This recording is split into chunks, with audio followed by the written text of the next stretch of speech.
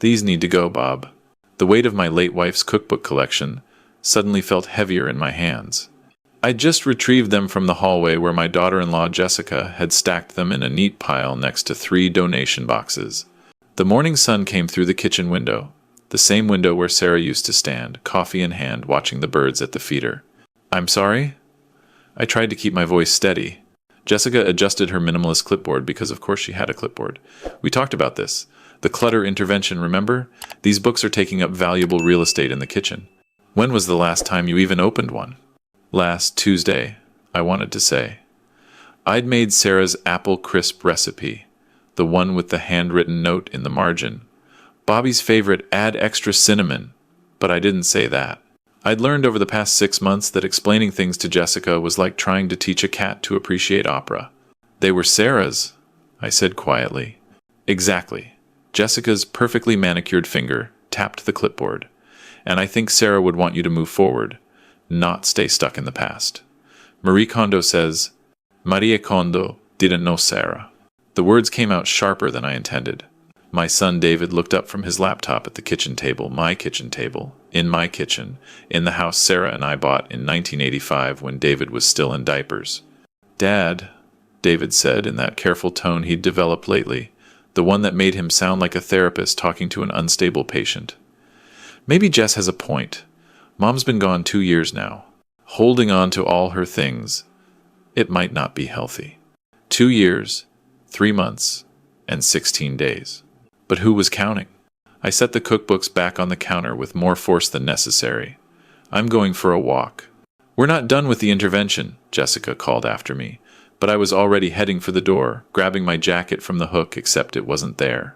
My worn denim jacket, the one Sarah bought me for our 30th anniversary, was gone. "Where's my jacket?" "Oh, that old thing?" Jessica's voice floated from the kitchen. It had holes in the elbows. "I included it in yesterday's Goodwill run. There's a new one from Patagonia in the front closet. Much better quality." I stood there, hand frozen on the empty hook.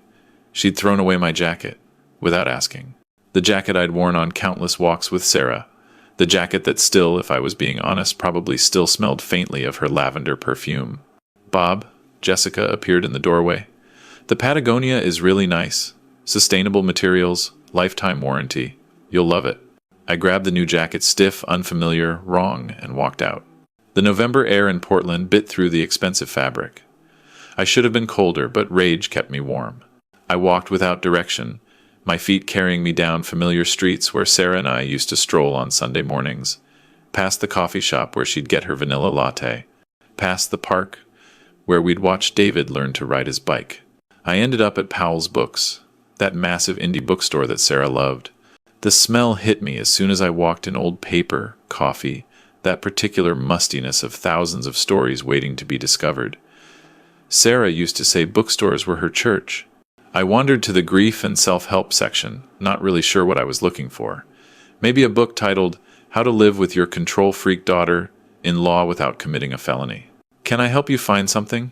I turned to find a woman about my age, maybe 65, with silver hair pulled back in a loose bun and reading glasses on a chain around her neck.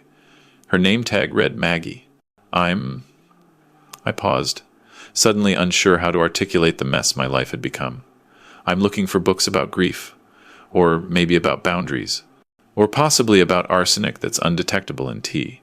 She laughed a real laugh, not the polite customer service chuckle. "Rough day?" "Rough 6 months." Maggie studied me for a moment, then pulled a book from the shelf. "This one's good, written by a hospice nurse. Very honest about how grief doesn't follow any timeline, despite what well-meaning people might tell you. Or not so well-meaning people. Those two." She handed me another book. "And this one's about reclaiming your space and identity after loss. It's not the typical let go and move on nonsense. More about figuring out what you need, not what everyone else thinks you need." I took both books, surprised by how seen I felt. "Thank you. The cafe upstairs has excellent coffee," she added. "And I go on break in about 10 minutes if you want someone to talk to who won't charge you $200 an hour." That's how I found myself 20 minutes later, sitting across from Maggie in the cafe, telling a complete stranger about Jessica's minimalism intervention and the missing cookbooks and the jacket and the growing list of house rules that had appeared on the refrigerator. Wait, Maggie held up her hand. Back up. House rules? In your house? Well, technically we all live there. Who's on the deed? I blinked. Sarah and I bought it in '85. Joint tenancy, so now, just me. I guess. Maggie sat back, stirring her coffee slowly. Let me tell you something, Bob. When my husband Frank died 3 years ago, my sister moved in to help. Within 2 months, she'd rearranged everything, thrown out Frank's favorite chair because it didn't match, and kept telling me I was wallowing. You know what I did? What? I told her to leave. It was my house, my grief, my timeline. She was furious. Didn't speak to me for 6 months. But you know what? I kept Frank's flannel shirts in the closet for another year. I slept in his old t-shirts. I made his terrible chili recipe every Sunday, even though I don't really like chili. And one day, when I was ready, not when anyone else decided I should be ready, I donated the clothes. Well, most of them. I still have one flannel shirt. Wear it when I'm reading on cold nights. I felt something loosen in my chest. My daughter-in-law says keeping Sarah's things is preventing me from healing. Is she a therapist? Interior designer. Maggie snorted. So she's an expert on aesthetics, not psychology. Got it. We talked for another hour. She told me about Frank, a high school English teacher like me, ironically. About their bookstore dreams, how she'd taken this job at Powell's afterward because being around books made her feel close to him. I told her about Sarah, about teaching Shakespeare to bored sophomores for 40 years, about retirement feeling less like freedom and more like losing my purpose. And then Sarah got sick, I said quietly. And now David's married to someone who treats our home like a museum that needs decluttering. David doesn't stand up for you? He tries to keep the peace. Says Jessica means well, that she's just trying to help me move forward. I made air quotes with my fingers. Moving forward doesn't mean erasing the past, Maggie said firmly. It means carrying it with you into whatever comes next. I left Powell's that afternoon with 2 books, Maggie's phone number, and something I hadn't felt in months, clarity. The house was quiet when I got home. David's Tesla was gone, another mystery expense I'd stopped asking about. They didn't pay rent, hadn't since moving in temporarily 18 months ago, but somehow they had money for a Tesla, for Jessica's weekly nail appointments, for the constant packages arriving from West Elm and Crate and Barrel. I went to my office, the small room off the kitchen that used to be Sarah's reading nook. Or it had been, until Jessica declared it was wasted space and suggested converting it to a meditation room. My desk was still there, but Sarah's favorite reading chair was gone, replaced with a minimalist bench that looked uncomfortable and probably was. I opened my laptop and started searching. Property records, estate planning, real estate law in Oregon. I'd always been a researcher, came with the teaching territory. By dinner time, I knew 3 important things. 1. The house was solely in my name now, Sarah's interest having transferred to me automatically upon her death due to how we'd structured the deed. 2. I could sell it whenever I wanted, to whomever I wanted. 3. I didn't need anyone's permission. David and Jessica came home around 7, bags from some trendy restaurant in hand. "We brought you dinner," Jessica announced, setting a container on the counter. "That new vegan place on Division. You'll love it." I wouldn't. I didn't. But I said thank you, and ate it anyway, because 2 years of being a widower had taught me to pick my battles. "So," Jessica said, settling onto the bar stool with her own container, "I made some progress on the intervention today. I've got the estate sale company coming Friday to assess the items." I looked up. "What items?" "Your things, Bob. Sarah's things. We discussed this." "No," I said carefully. "You discussed it." I walked out. "You're being resistant to the process," Jessica said in that calm, therapeutic voice that made my teeth grind. "That's normal, but holding on to physical objects won't bring her back. I know that. I buried her. I was there." David shifted uncomfortably. "Dad, we're just worried about you. Living in the past isn't... I'm not living in the past. I'm living in my house, with my memories, trying to figure out who I am now. That takes time. 2 years is time," Jessica said. "At some point, it becomes wallowing." That word. The same word Maggie's sister had used. "I'm going to bed," I said, standing. "It's 7:30. I'm 68. I can go to bed whenever I want." I lay in my bed, not the master bedroom, which Jessica and David had claimed 6 months ago because they needed the space, and stared at the ceiling, the guest room ceiling, in my own house. The next morning, I called Michael Chen, a real estate agent from my former teachers' union. We'd served on the retirement planning committee together. "Bob, good to hear from you. What can I do for you?" "I want to sell my house." There was a pause. "Your house? The one on Hawthorne?"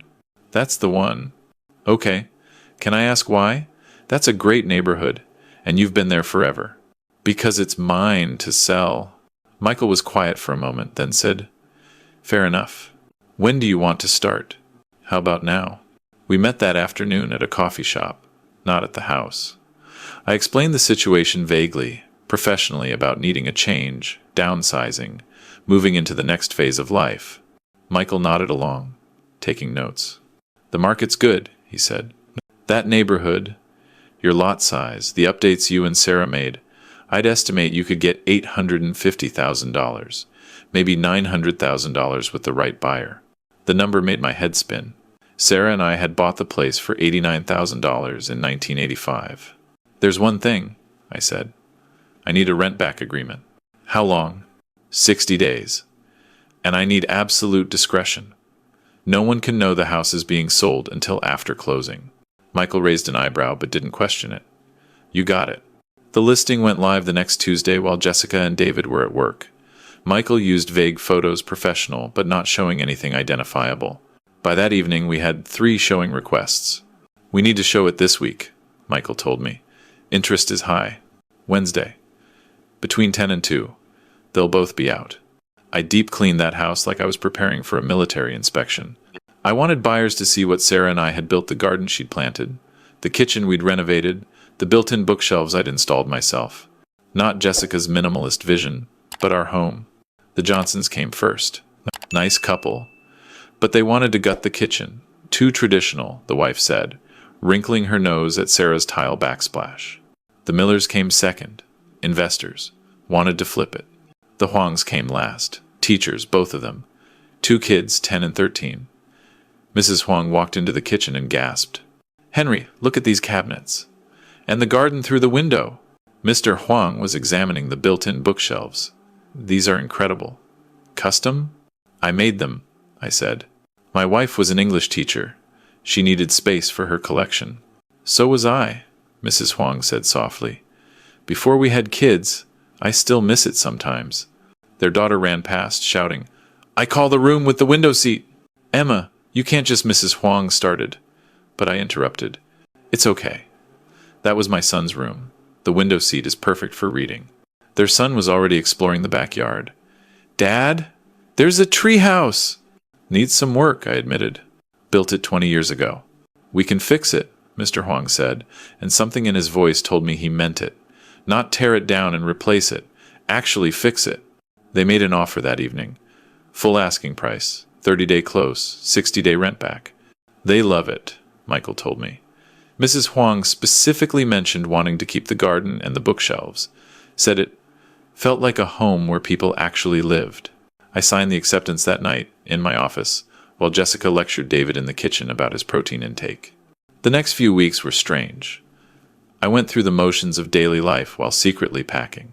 A box here, a bag there. I moved things to a storage unit I'd rented across town. Sarah's cookbooks. Our photo albums. The quilt her mother had made. My collection of first edition Steinbecks. The wedding china Jessica had called dated. I saw Maggie twice more. Coffee at Powell's, then dinner at a quiet Italian place she suggested. We talked about books, about loss, about the weird limbo of being older but not old, alone but not lonely. I did something, I told her, over tiramisu. "Oh?" "I sold the house." Her eyes widened. "Without telling them?" "They'll find out. At closing. Bob Martinez, you rebel. They'll have 60 days to find a place." That's more notice than Jessica gave me before throwing away my jacket. Maggie raised her wine glass. "To reclaiming your space." I clinked my water glass against it. "To carrying the past forward." The closing was scheduled for a Friday. I arranged to be at my lawyer's office at 9 a.m. The packet had been delivered to the house the day before, requiring Jessica and David's signatures as tenants acknowledging the sale and rent-back terms. I got home Thursday night to find them waiting. Jessica stood in the kitchen, the packet in her hands, her face pale. David sat at the table, looking shell-shocked. "You sold the house." Jessica's voice was flat. "I did. Without discussing it with us. I don't recall you discussing your estate sale with me, or the jacket, or moving me out of my bedroom, or the house rules." I pointed at the refrigerator where her printed list still hung. "That's different. Those were for your own good. And selling my house is for my own good. My decision to make." David finally spoke. "Dad, where are we supposed to go?" "That's what adults figure out. You're 35, I'm sure you'll think of something. We can't afford first and last month's rent right now. You have a Tesla." "That's leased." "You eat out 5 nights a week. Jessica gets her nails done weekly. Those packages from West Elm don't arrive by magic." I kept my voice level. "You've lived here free for 18 months. The money you didn't pay in rent should have been saved." "But you never asked us to pay rent." Jessica's voice rose. "You never offered. And then you demanded I pay you. Remember that? Either contribute financially or this can't work. That's what you said last month." The silence was deafening. "You have 60 days, I continued. That's in the contract. The new owners are teachers. They have 2 kids. They love the garden and the bookshelves and the treehouse. They'll actually appreciate what Sarah and I built here." "This is insane," Jessica said. "You can't just—" "I can. I did. The house closes tomorrow at 2 p.m. I'll be at my lawyer's office. You're welcome to come, but your presence isn't required. You just need to sign those acknowledgement forms." David stood up. "This is Mom's house. How can you sell Mom's house?" That broke something in me. Your mother and I bought this house together. We painted every room, planted every flower, fixed every leaky faucet. When she got sick, I carried her up those stairs every night because she wanted to sleep in our room, not a hospital bed in the living room. I held her hand on that couch when she died. This house is full of her, but it was never yours to dictate what I could do with. My voice cracked. "You think throwing away her cookbooks and her blankets and my jacket will make the grief go away? That minimalist feng shui will somehow heal me faster? That's not how this works, David.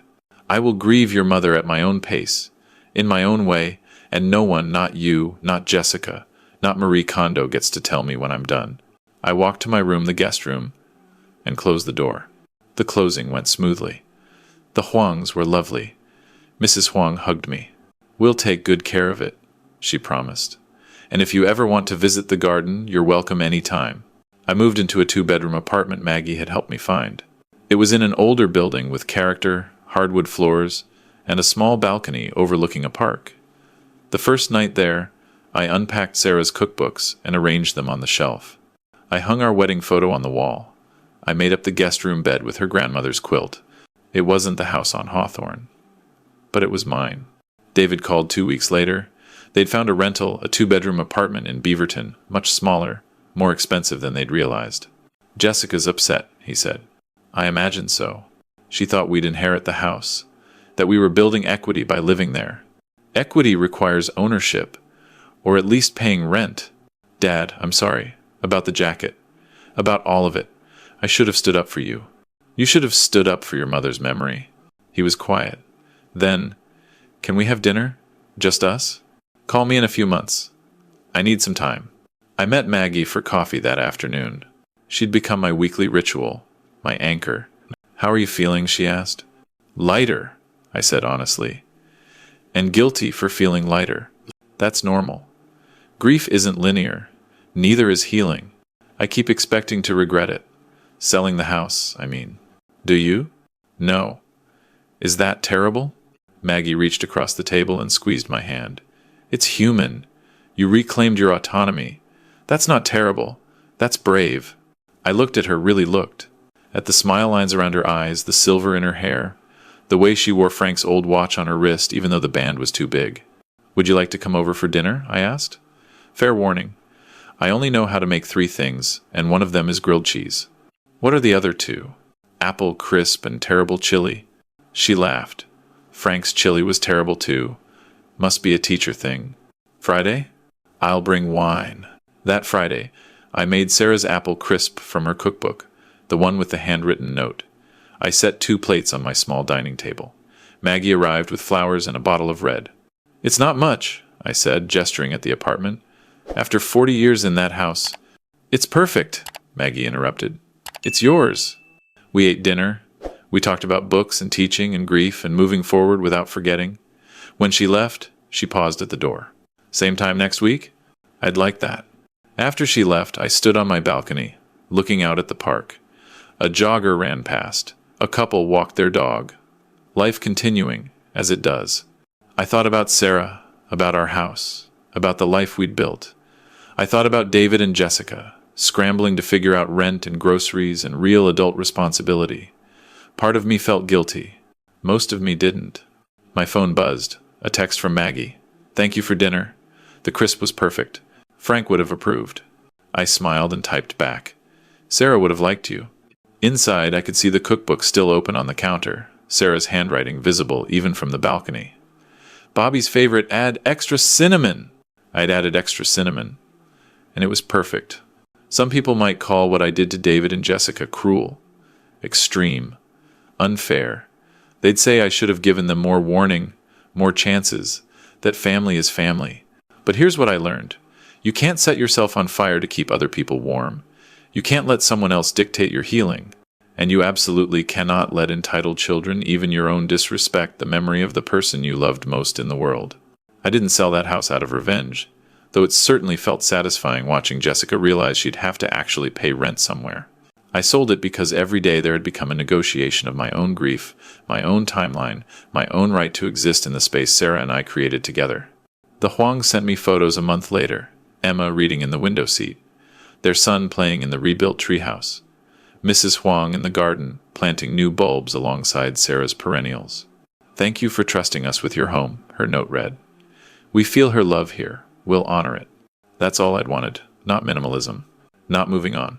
Just honor. I'm 68 years old. I taught high school English for 40 years. I've read enough stories to know that endings don't always feel like endings. Sometimes they feel like beginnings disguised as loss. This is my beginning. In a smaller apartment, with new routines, with Sarah's cookbooks on my shelf, and her photo on my wall, and a woman named Maggie who understands that grief doesn't have an expiration date. David and I are talking again. Slowly. He came over last month, without Jessica, and we ate grilled cheese and watched baseball. We didn't talk about the house. We talked about his mom, about memories, about the treehouse I built, and how Mr. Huang sent me a photo of the repairs he'd made. "It looks good," David said quietly. "It does. I'm sorry, Dad, for all of it. I know. Maybe someday we'll be close again. Maybe not. Either way, I'm okay." Because here's the thing they don't tell you about grief. It doesn't get smaller. You get bigger around it. You learn to carry it differently. And sometimes that means letting go of the places and people who refuse to let you carry it your own way. I made apple crisp last night. Maggie came over. We ate it warm with vanilla ice cream and talked about taking a trip to the coast in the spring. She wants to show me this bookstore in Cannon Beach. "Sarah would have loved it," she said. "So will I told her. And I meant it. Because moving forward doesn't mean forgetting. It means taking the best parts of what was and building something new. It means honoring the past while refusing to be held hostage by other people's timelines. It means making apple crisp on a Tuesday because you want to, not because someone gave you permission. It means keeping the cookbooks. It means adding extra cinnamon.